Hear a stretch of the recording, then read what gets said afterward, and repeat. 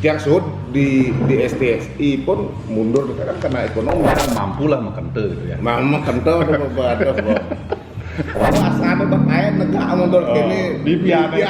Setelah rago duduk dan nyetir nih, kok tiang nu berpikir rago ini kesing, ini kesing. Hari kita kan tiang mau ngerasa negaan tuh gitu. Udah jalan.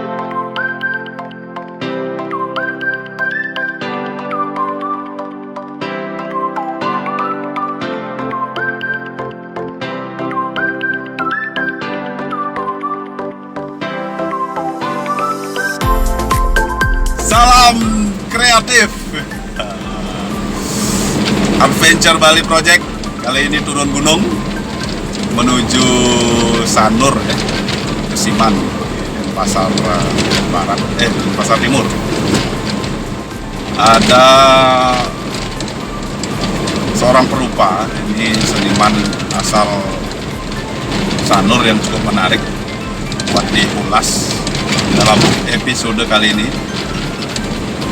Ini ada Pak Agus, sudah santai. Driver kita. Saya jadi navigator sehari-hari. Beliau punya mobil yang cukup legend itu di Bali dan di Indonesia, SUV yang sangat relik. Hari ini kita kupas bagaimana mobilnya, juga bagaimana kesenian dari kacamata sang seniman. Pantengin terus, kita meluncur.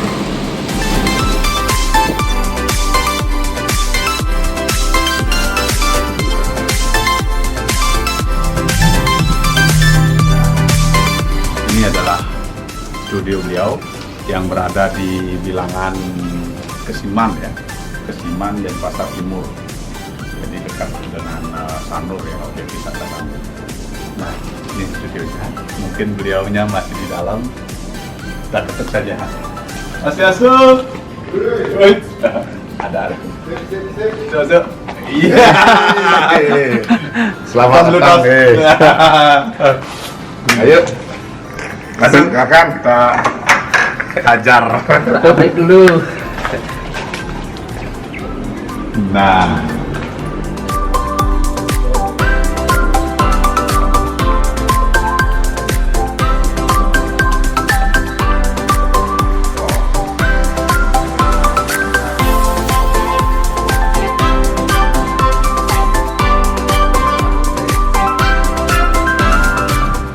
tenteng apa tadi? Hah? Tenteng apa? Dan dalam arti kita kan keluar dari ekonomi memang keluar. Oh iya. Rumah tiang gede. Iya. Nah, sebelum tiang total seni rupa nanti. Kalau nyatuang bin kembali dan bebas lantang tuh. Lantang kenapa? Karena memang tiang sud di STSI pun mundur kan karena ekonomi. Oh, pernah mundur? Tentang Marika? Dia cuma 3 semester kan. Berarti kan koleksinya 3 semester dan itu stop. Tidak berkarya lagi dan tidak di dunia seni rupa lagi. Yang sibuk kerja karena masalah ekonomi tadi. Yang nikah dari keluarga juga memang tidak secara ekonomi tidak mampu. Akhirnya dia harus bekerja. Artinya mampu lah makan tuh gitu ya. Kentau udah berbadas kok. Harus kerja di Jenggala. Oh, Nulis keramik, lukis keramik. iya.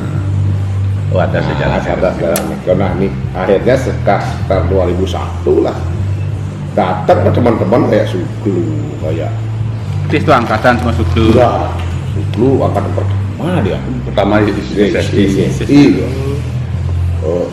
Pameran dia di Jenggala dengan Jenggala, ya. SSI-nya.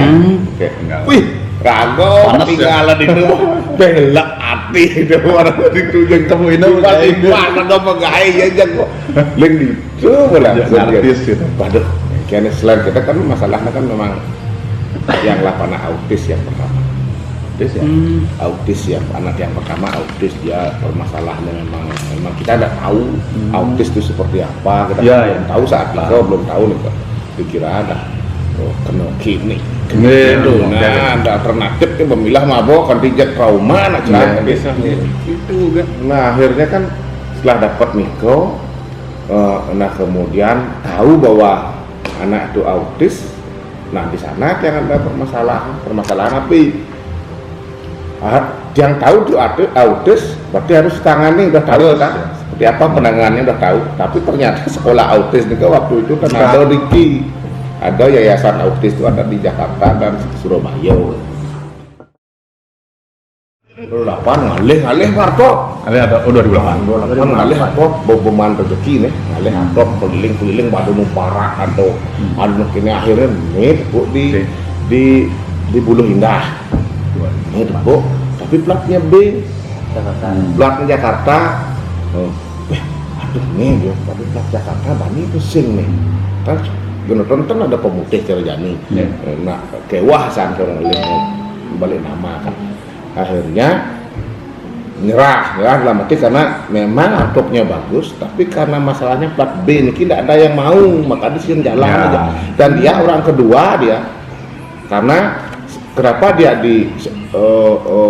dijual karena istrinya baru melahirkan makanya agak tinggi itu agak kewah makanya ngelihat sedan makanya ini dijual biasa tuh bapak-bapak akhirnya pergi di kampung ngalih-ngalih nulen pernah begini ya sampai ke Ditopati pemakan Jatipal aduh sengidang pernah ditu gini balik apa kemana duit yang balik apa duit balik yang kejang DP ini DP lu berdiriannya atau putih sudah doktrin DP benar-benar kelihatan belum dijual kelihatan akhirnya dapat mobil Niko dia bawa dari sana, dia langsung membawanya setelah ngambil Niko dari sana dia langsung pedalang kan sekian tahun tentang nyetir cacep lah kain cepok muruk ya tapi langsung terkadang link itu dia nyetir karena dia mau merasa lega pengelap didi gitu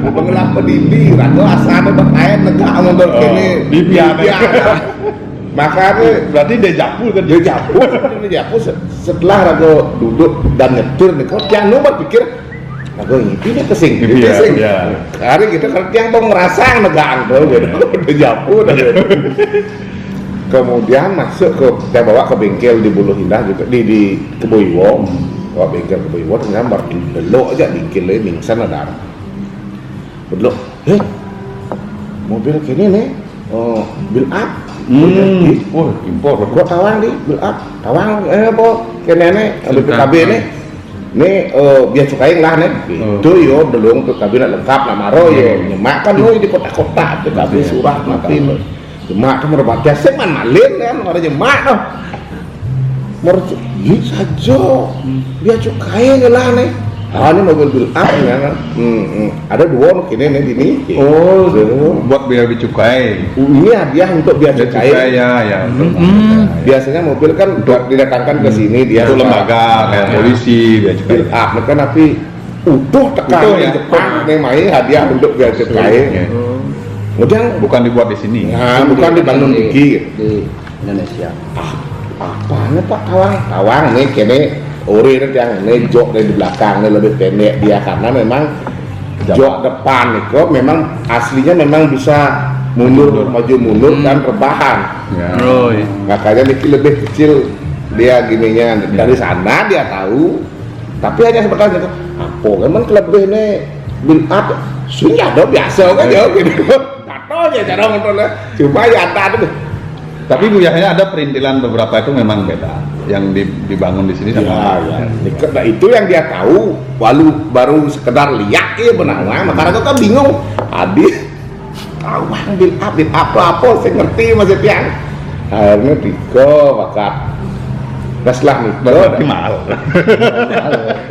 setelah Niko setelah yang balik nama ternyata hilang kayaknya cukai ya oke nenek sejarahnya itu hilang enggak dituangkan di BPKB dan mobil build up misi kan ini hilang le jual deh Tapi kan tetap yang misalnya pemain kan. Ya pemain tahu, makanya mereka yang menawarkan tanya niki bingkil Mingsen yang pertama itu bok langsung ya. Ya mau gitu ya. Gitu sudah harga. Tadi itu aja bilang ada hubungan sama The Block. Saya pernah baca tentang The Block itu menarik sekali itu aja. Ya kalau kembali ke karena memang Gongkak Deblok itu kita panggil Gongkak Deblok yang dari Tensiat itu Tensiat, ya. Memang tahun 70-an beliau ada permasalahan apa namanya kejiwaan sebenarnya. Sedang kejiwaan sebenarnya, kemudian beliau akhirnya ke Griyo Denpasar untuk apa namanya boleh dibilang berkontemplasi atau apa lah dibilang mencari pencerahan ya. Mencerah karena kan biasa ke Griyo laku pertenangan atau misalnya ada yang menuntut dari segi spiritual segala macam, akhirnya beliau ke Griyo dan pengelisir ke Griyo itu aja ke Griyo Denpasar.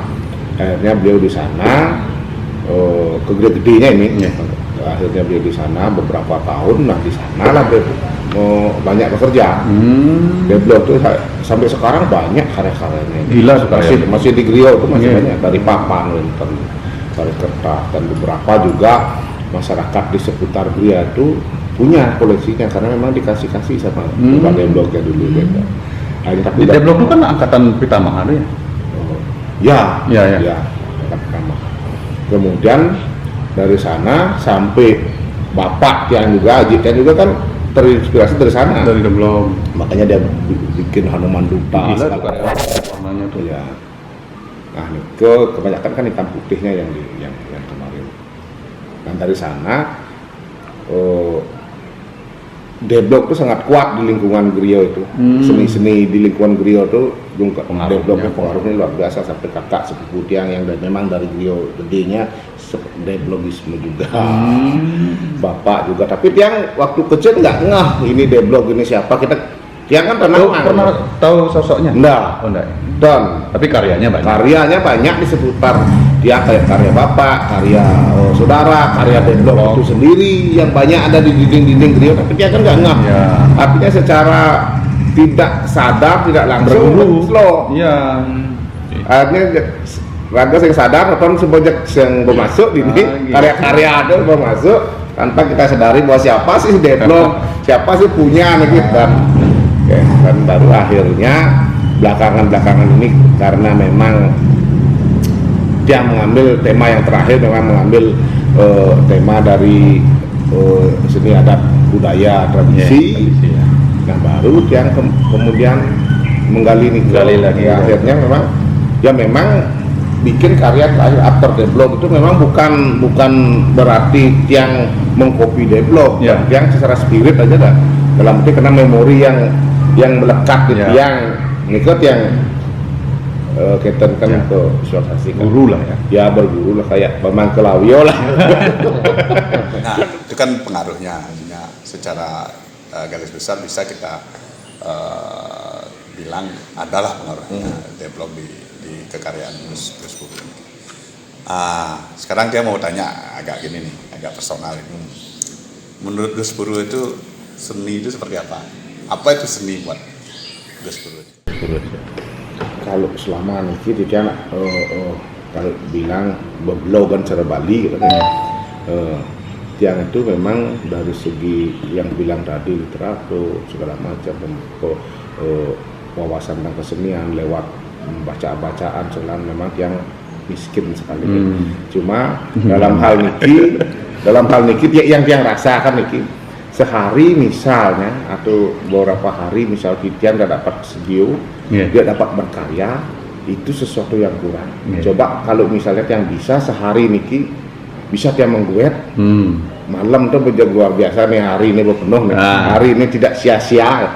Nah makanya dia berpikir niki sudah menjadi satu bagian dari diri, makanya seni itu tempat yang untuk ya secara klasik lah modelnya pembebasan baginya. Seni itu pembebasan sebenarnya, karena memang apalagi tiang dari awal memang konsepnya potret diri. Nah disinilah kita yang belajar atau bisa membebaskan diri, apa yang tiang permasalahkan segala macam bisa tiang tuangkan ke karya ini. Makanya awal-awal tiang dengan anak kemarin nih kok, permasalahan dengan anak nih kok, makanya karya-karya tiang dengan potret diri tiang telanjang tahun 2005 nih kok, pernah dipamerkan juga art self expression dengan Pak Thomas Pritagnya almarhum ya. dengan Tejo Astawot yang dipamerkan di Santrian 2005 itu masih ekstrim dalam arti karena memang permasalahan tiang waktu itu dengan anak memang tidak ada jalan keluarnya, belum tahu ya. Deadlock ya. Makanya tali yang terikat segala macam, tiang yang teriak, telanjang segala macam, dan tiang terlepaskan sedikit bebannya saat membuat itu, walaupun tidak bisa diterima, tapi sekarang masih karyanya tidak dulu karena memang tidak bisa diterima, tapi ada rasa kepuasan di sana. Untuk Gus Haji itu punya artinya pesan nggak untuk para kreator, para pekerja seni lah di masa-masa seperti ini, bagaimana kedepannya? Kalau tiang memberikan motivasi atau misal apalagi nasihat enggak lah kayaknya. Yang paling enggak di sini bisa menceritakan apa yang tiang rasa itu aja. Kalau tiang memberikan kita dan kayaknya yang tiang rasa nih, kalau yang tiang alami juga ya memang seperti apapun situasinya, kalau kita sebagai kreator, sebagai seniman itu memang kita harus tetap berkarya. Itu aja solusinya dari kita, tetap berkarya aja. Karena seperti orang-orang bilang, tidak akan mengcari hasil nih, apapun daripada kita diam segala macam. Kita udah tahu apa yang kita kerjakan. Paling enggak pertama dalam berkesenian itu kita udah tahu bahwa kita bekerja untuk diri kita sendiri, untuk kayak dibilang tadi misalnya pelepasan, untuk healing segala macam, itu kan sudah hasilnya sudah ada, walaupun bukan profit material, tapi itu material itu kan menyusul nantinya. Ini adalah tabungan untuk buat kita sebenarnya. Jadinya untuk seniman misalnya kayak kalau tiang misalnya, ya kita tidak bisa berbuat apa-apa selain tetap berkarya aja. Entah nanti seperti apa hasilnya, jadinya itu kan waktu yang akan berbicara. Tapi kalau kita tidak bekerja, tidak berbuat, waktu juga tidak akan bisa membantu kita untuk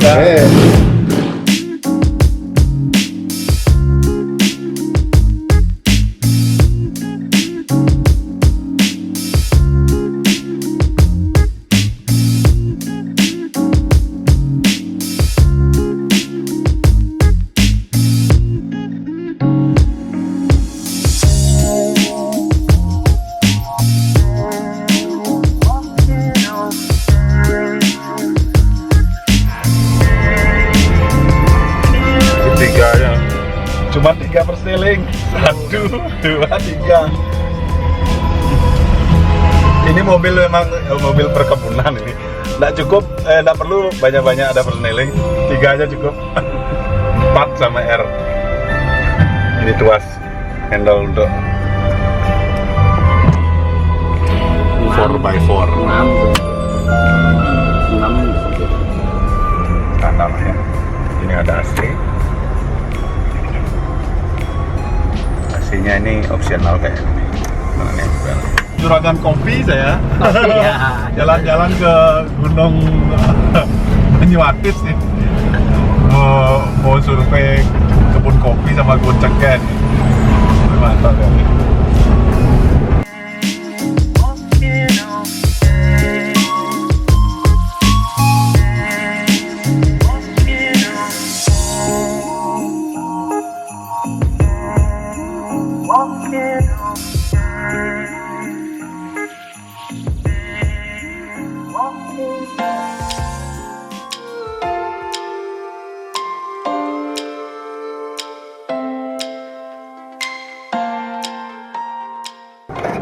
Nah,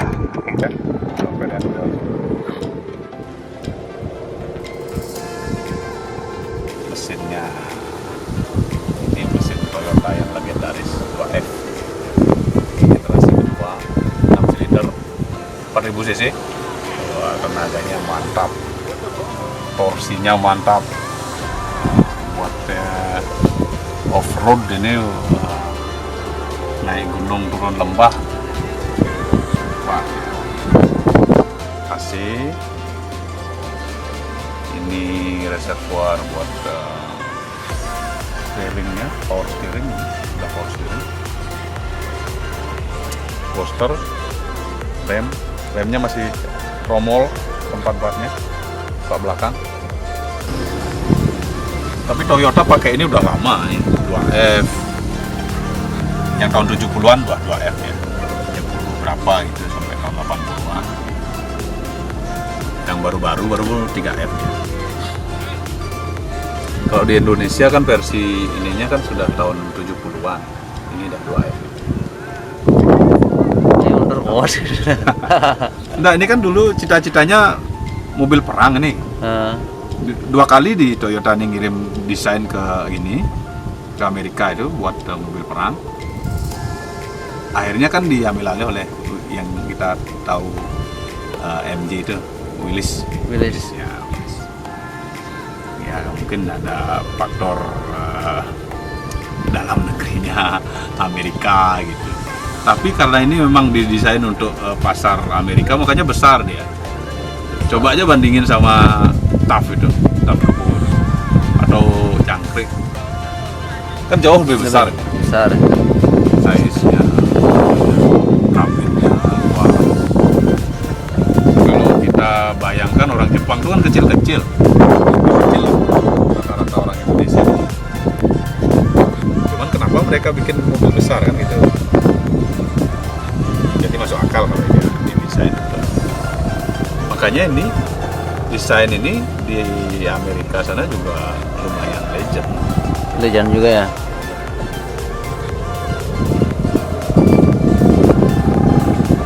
Ya, setelah di Gus Purwo masih menjaga mobil ini, masih ya bisa dibilang masih orisinal ya. Gus Purwo jangan dijual dulu. Kalau mau jual bilang sama saya.